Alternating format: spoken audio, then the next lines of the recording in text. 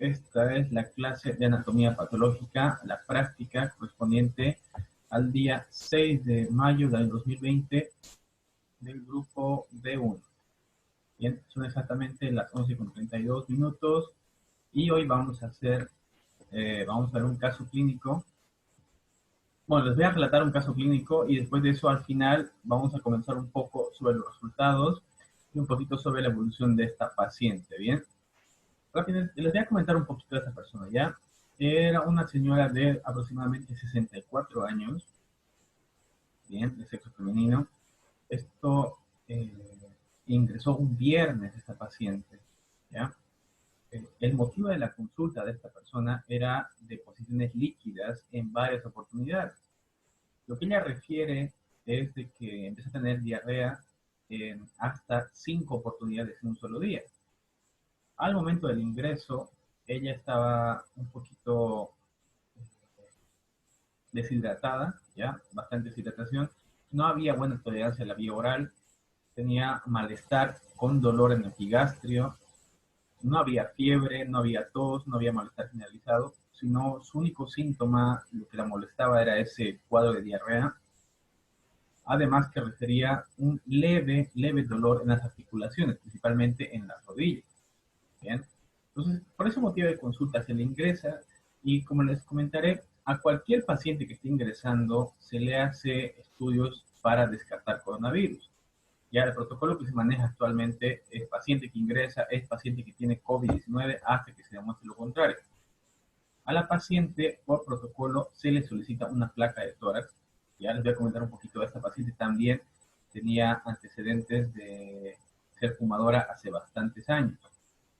Bien, entonces, al momento del ingreso se le hace una placa. La placa de ingreso es esta. Rápidamente vamos a ver un poquito lo que quiere decir, ¿ya? Esto lo están llevando en imagenología, así que solamente voy a hacerles notar un par de detalles, ¿ya? El primero, la silueta cardíaca no se encontraba hipertrófica hasta cierto punto, ¿bien? Los senos costodiafragmáticos estaban conservados, no había signos de derrame pleural en principio, había un pequeño borramiento a este nivel, muy pequeño realmente, pero no era sugestivo de un derrame pleural.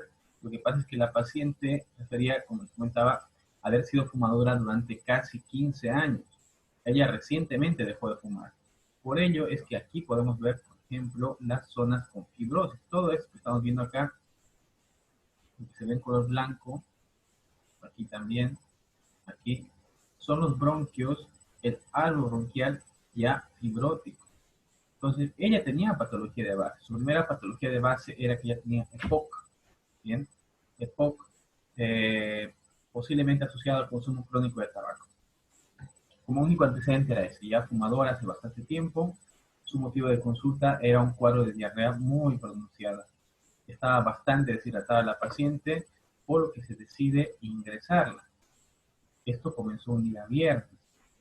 Vamos a ir anotándolo, ¿de acuerdo? Entonces, el día viernes en la paciente, sus signos vitales al ingreso eran una presión de 110/65, una frecuencia cardíaca de 98, una frecuencia respiratoria de 26, estaba un poquito agitada ella. Sin embargo, la saturación de oxígeno era de aproximadamente, ¿cuánto está? 92% era, ¿ya? La saturación está en 92%. Es bajo realmente, pero para una persona de esa edad se considera que está entre parámetros todavía. Además de eso, su temperatura de la paciente era de 36.8 grados centígrados. Esto es el día viernes cuando ingresó. Se le hacen laboratorios a la paciente y se la tiene en observación mientras salen los estudios. Se le dice a la familia que es poco probable, pero habría que hacerle su prueba para coronavirus y una tomografía.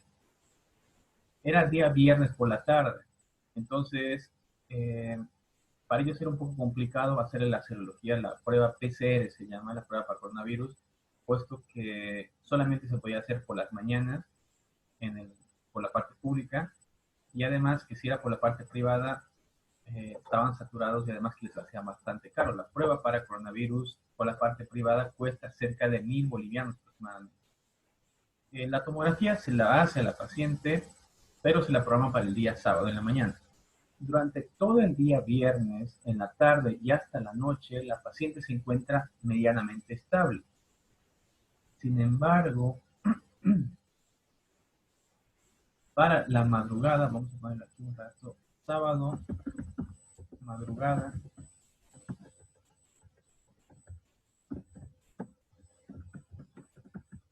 la paciente empieza a complicarse. La familiar nos llama para la habitación. Esa noche le sugerimos a la familia que la paciente se quede en observación durante la noche, y el sábado por la madrugada la paciente empieza a presentar algo llamado complicación respiratoria. Bien, empieza a tener náuseas, vómitos, dolor. Vamos a ver un momentito acá. Bien, lo que pasa es que para que se haga la prueba, Benedicta me está preguntando si la prueba para coronavirus se hace sin signos y sin síntomas. Por la parte privada, uno puede solicitarla cuando quiera. Incluso estando asintomático puede ir con una orden, ya un médico tiene que hacérsela para hacerse la prueba. Pero por la parte pública, para que se haga la prueba, tiene que tener 3 criterios. Uno, tos, disnea o fiebre. Bien, o antecedentes de haber estado en contacto con alguien con coronavirus. Solamente se hace así por la parte pública. Por la parte privada, bueno, pueden hacérsela cuando quieran. Es un poquito cara, pero pueden hacérsela. Bien. El sábado en la madrugada, esta paciente, su presión baja a 90/65. Su frecuencia cardíaca aumenta hasta 140. La frecuencia respiratoria aumenta hasta 34 respiraciones por minuto. Su saturación de oxígeno de la paciente baja hasta 81%, y la temperatura se mantiene dentro del parámetro. Bien, está en 36.7 la paciente. ¿De acuerdo? Por esta saturación de oxígeno tan baja que cae, la paciente empieza a presentar disnea, empieza a sentirse agitada. Además de eso, se acompaña por vómitos y por náuseas. Ella refiere que todavía continúa, se le coloca un pañal a la paciente y continúa con las deposiciones líquidas. Se le hace una gasometría, y en la gasometría el informe que nos sale es una alcalosis respiratoria. Bien, entonces lo que hacemos es apurar, le decimos al laboratorio que por favor traigan los resultados inmediatamente. A la paciente se le coloca oxígeno por mascarilla, se la pone en posición semifowler, semisentada, y refiere cierta mejoría. Con la mascarilla con reservorio, por cierto, es una mascarilla con reservorio para que el dióxido de carbono vuelva a entrar. Rápidamente vamos a recordar un poquito. La alcalosis es cuando hay un desequilibrio entre bicarbonato, dióxido de carbono. En el paciente con alcalosis respiratoria,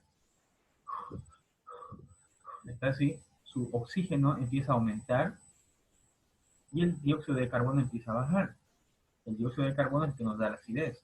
Si el dióxido de carbono baja, el ambiente se vuelve más alcalino. La paciente empieza a presentar alcalosis respiratoria por la taquipnea que tenía. A estos pacientes se les coloca oxígeno, pero con una bolsa abajo que llama reservorio, de modo que el paciente al hacer esto, al echar el dióxido de carbono, entra por la bolsa y vuelve a entrar, para que recupere y equilibre su dióxido de carbono. Con esto presenta cierta mejoría la paciente, con la posición también, y su saturación sube hasta 90 de nuevo. Bien, hasta aquí ya los laboratorios nos llegan y les voy a mostrar cuáles son los resultados del laboratorio. Bien, se le solicita a la paciente protocolo, vamos a ver cuál es, hemograma, ureacreatinina y ionograma. Además de eso, a la paciente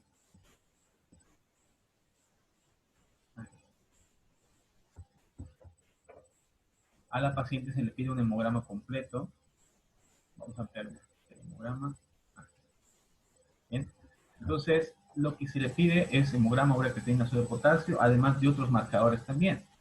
Hasta este momento, nuestros posibles diagnósticos eran un síndrome digestivo. Hablamos de puede ser una infección por salmonela, puede tratarse una infección por Escherichia coli, una infección digestiva por Shigella. La Shigella enterotoxigénica suele producir esos síntomas. Por la patología de base de la paciente se empezó a pensar que podía ser una EPOC exacerbada, que quiere decir cuando el cuadro crónico se complica. Y además se sugiere, aunque es raro, bastante raro realmente, un cuadro de coronavirus sospechoso y además de posiblemente influenza también sospechoso. Ya la influenza no se presenta por lo general con diarrea. Alguien por ahí sugirió también que puede tratarse un dengue.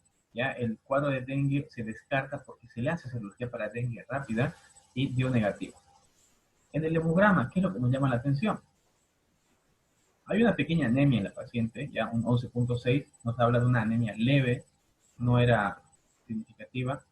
Sin embargo, la BCG se encontraba aumentada. ¿Alguien se acuerda qué significa la BSG? Velocidad de sedimentación globular. ¿Qué significado clínico tiene? Ya lo hablamos antes de la BSG.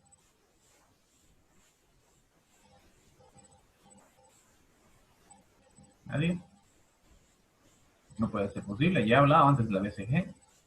Se conoce como velocidad de sedimentación globular o como velocidad de eritrosedimentación. ¿En qué consiste esta? En el tubo de ensayo se coloca la muestra de sangre, ¿bien? Y se calcula la velocidad a la que los glóbulos rojos, los elementos, se van a precipitar hasta el fondo. La velocidad normal a la que se precipita un glóbulo rojo es entre aproximadamente 10 milímetros por hora. Bien, no nos olvidemos que estos elementos son elementos pesados y en el agua, en el suero, se van separando y van a irse para abajo. Se separa arriba el suero y abajo la sangre. Cuando hay inflamación o hay infección, los glóbulos rojos tienden a pegarse entre ellos. Al pegarse, forman masas un poquito más grandes y se precipitan mucho más rápido. Entonces, esa velocidad a la que se precipitan va a estar aumentada.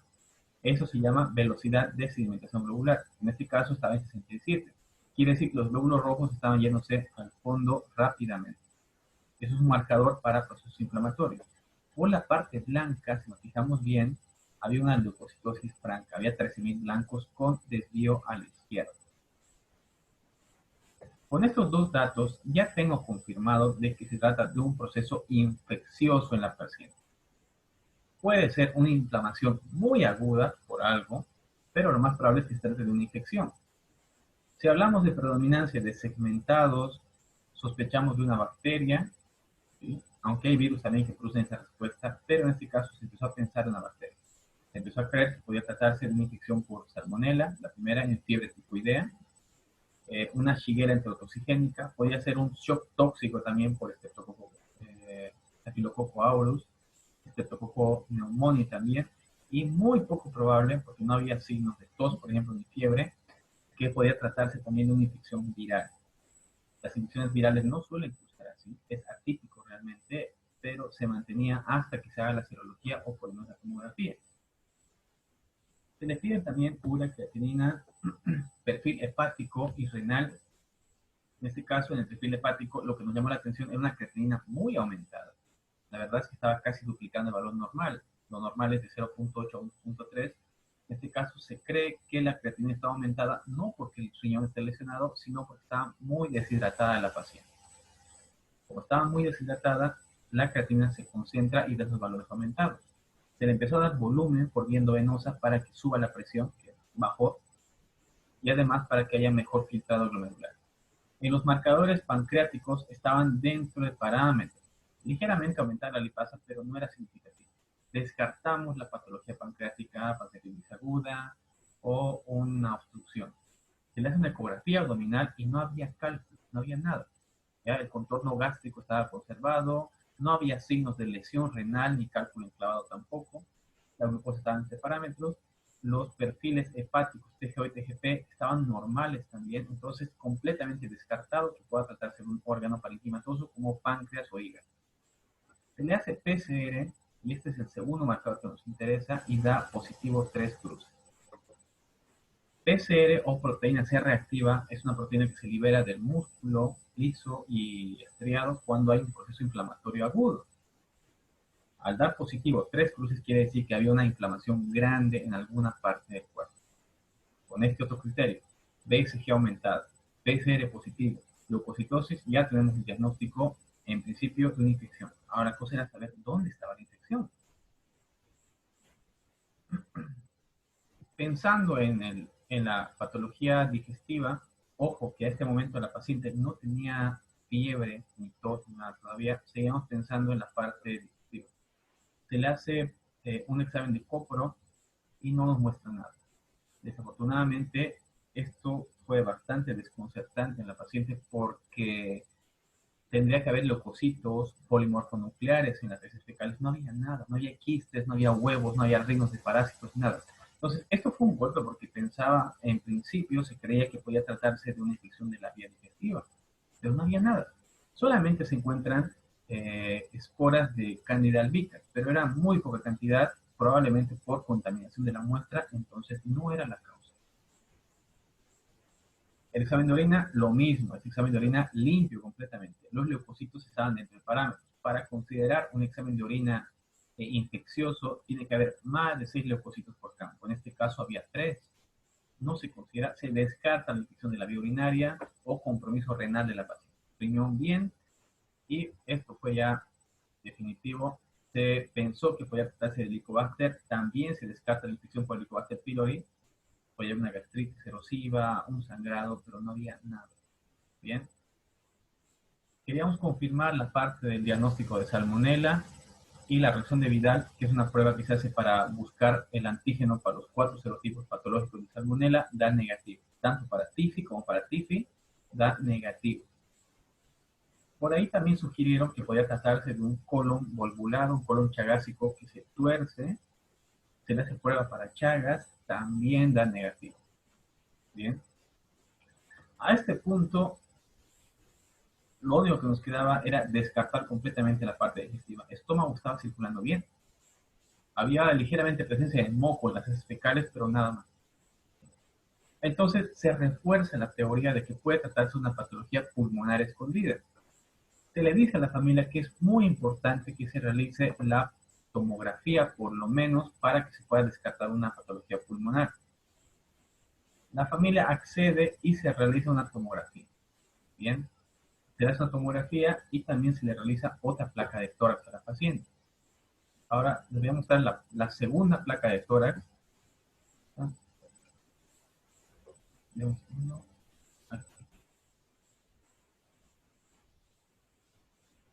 Ya, esta es la segunda placa de tórax que se le hace. Bien, comparamos con la primera. Había fibrosis en las bases. Ahora fíjense, la segunda placa pulmonar que se realiza a la persona, había signos de, no solamente en la base, habíamos visto que había fibrosis en las bases, pero en este caso lo que nos llamaba la atención era de que los signos de infiltrados, se llaman estos de acá, estaban subiendo hacia el lóbulo superior. Entonces, la infección ya estaba casi confirmada que se trataba de una infección de la vía respiratoria superior y se le solicita la tomografía. La tomografía que se le hace es esta de acá. Vamos a ver un poco y con eso se confirma también los infiltrados. La parte que estoy marcándoles en rojo son zonas donde hay presencia de secreción o algún tipo de líquido. Puede ser moco, puede ser agua, puede ser edema. Estaban llenándose. Era tan grande el edema que tenía esta paciente a nivel alveolar que estaba empezando a comprometer también la parte intersticial. Es decir, el líquido, si recordamos bien, el alveolo cuando se inflama empieza a llenarse de líquido, ¿verdad? Esto es algo típico en las neumonías. Pero en este caso, el edema no solamente estaba afectando el alveolo, sino lo que estaba por fuera. Vamos a hacer un dibujito rápido acá.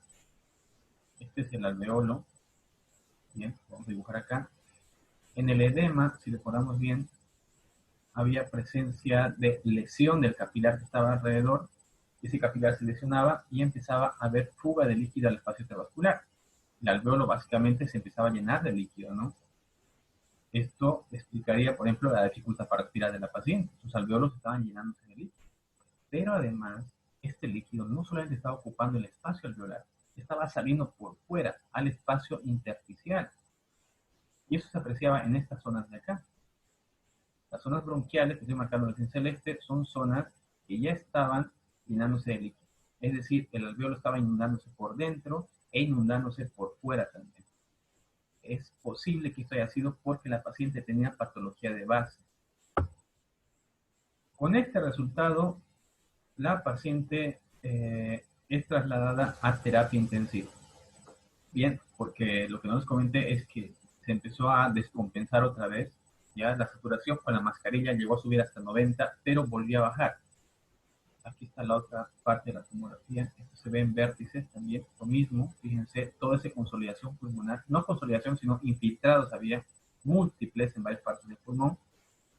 Por lo que a esta paciente se decide valorar internación en terapia. Se le explica a la familia que tiene que ir a terapia intensiva para monitorearla. Esto ya era sábado en la mañana. Durante el día, la familia dice que prefiere esperar y tener un tiempo más en piso porque le salía muy caro ir a terapia. Es una diferencia grande. El costo de terapia suele ser mucho, mucho más caro que internarlos en piso. Desafortunadamente, estas cosas pasan siempre. No sé por qué pasan estas descompensaciones de madrugada. Pues la madrugada del sábado al domingo, es decir, domingo, vamos a ver acá, domingo, madrugada,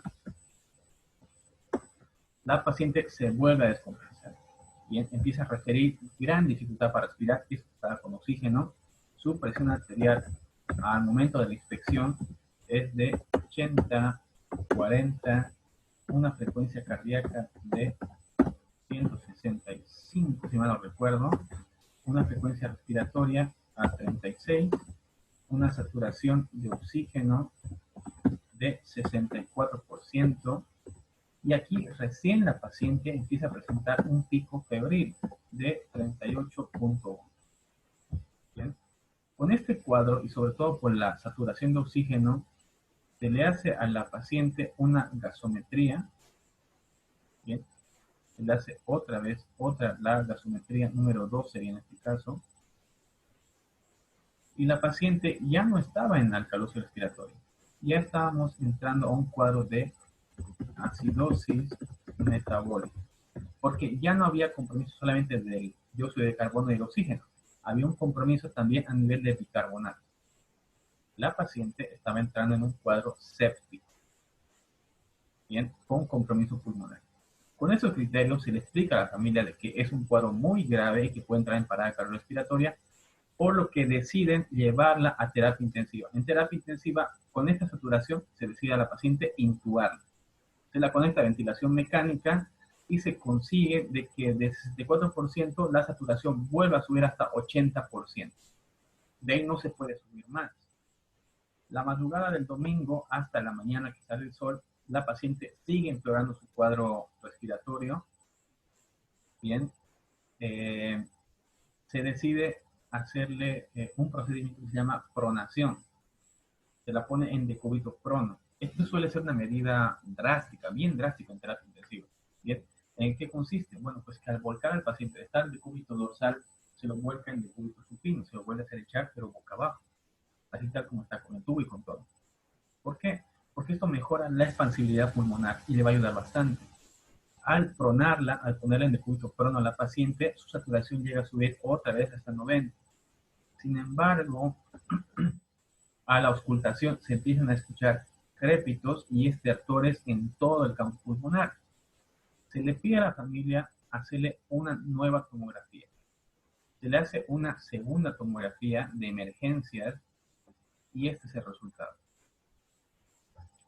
Este es el contorno de la silueta cardíaca y aquí lo que podemos apreciar es que el infiltrado que estábamos hablando alveolar que está diseminándose a infiltrados al espacio intersticial empieza a abarcar un porcentaje amplio de las bases pulmonares. Esto es la base, por supuesto, ¿ya? Ya había toda la base pulmonar estaba comprometida. Miren el tamaño que tiene. Hablamos de que estaba afectado más del 70% del pulmón. Ya esto se llama consolidación pulmonar. ¿A qué se refiere la consolidación? Cuando todo el lóbulo está comprometido completamente. Bien, la paciente daba igual cuánto oxígeno se le pase, no había pulmón, no había un lugar sano donde pueda haber una correcta hematosis. Todo estaba lleno de líquido, dentro y por fuera. Ya con esto habla a la familia, se le dice que es muy probable de que haga un distrés respiratorio que no tenga reversibilidad, que se complique bastante.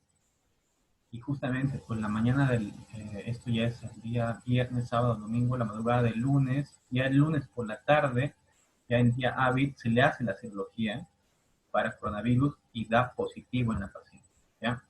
Ya más antes se había establecido un posible diagnóstico de coronavirus y se empezó a iniciarle un esquema en la paciente de tratamiento. El esquema que se utilizó con ella se basaba en 3 tipos de fármacos. Uno, y vamos a poner acá, hidroxicloroquina, se inicia hidrocortisona, se inicia también un antiviral que se llama oseltamivir. Inicia la terapia con los 3, esperando que haya mejoría. La paciente no presenta mejoría. En última instancia se le solicita un laboratorio más para valorar el pronóstico. Bien, el laboratorio que se le solicita a la paciente es un perfil de ferritina. Se le pide a la paciente valores de ferritina. Se le pide ferritina a la paciente y nos da un valor de 1264, siendo que lo normal de ferritina es entre 100 a 300.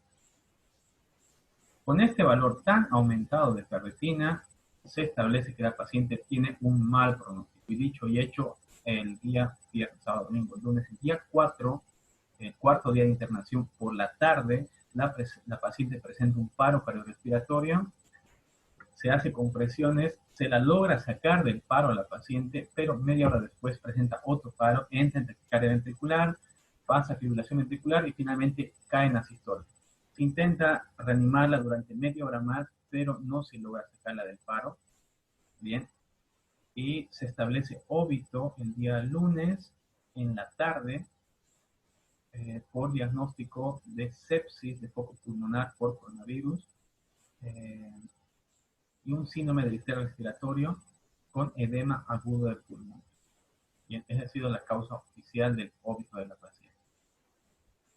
Esto ha sido una evolución rápida, una evolución tórpida, y ya se confirmó el mal pronóstico de la paciente viendo esos valores tan elevados de ferritina. Bien, ahora este es el caso de esta persona. Ha sido una presentación muy atípica, completamente diferente de lo que normalmente nos enseñan los libros o los artículos que estamos viendo. Pues si se dan cuenta, no empezó a hacer fiebre, sino hasta el día 3 casi de la enfermedad cuando estaba manifestándose. Ahora mis preguntas. Ya lo quiero comentemos con todos. El primero es, ¿por qué es un indicador de mal pronóstico los valores de ferritina? Voy a apuntarlo acá, ¿ya?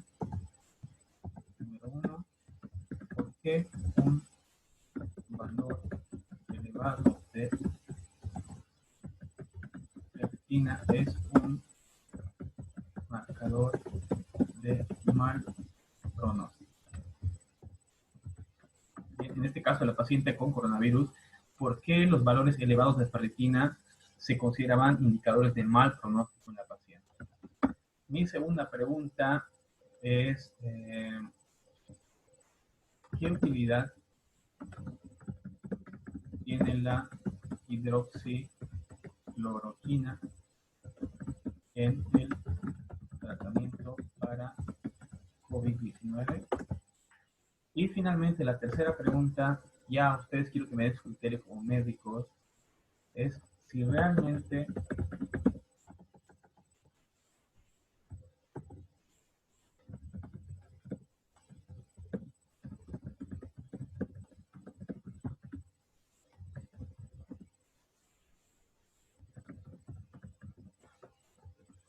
la tercera pregunta es esa. Ustedes como médicos, quiero que me den su opinión, díganme si consideran realmente, ¿será útil o tendrá algún beneficio darle a estos pacientes corticoides? Normalmente se está utilizando bastante los corticoides con estas personas, pero algunos responden bien, otros no responden y otros definitivamente no tienen ninguna.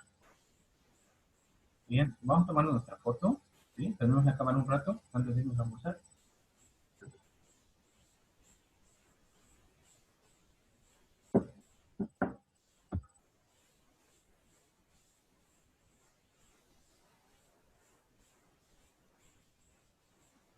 Mara, Arieli, ¿están ahí?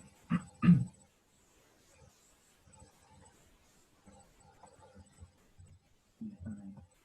¿Quiénes están en Brasil ahora mismo?